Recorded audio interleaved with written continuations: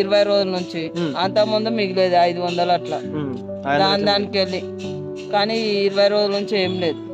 20 రోజుల నుంచి ఏం లేదు, లాసే నడుస్తుంది.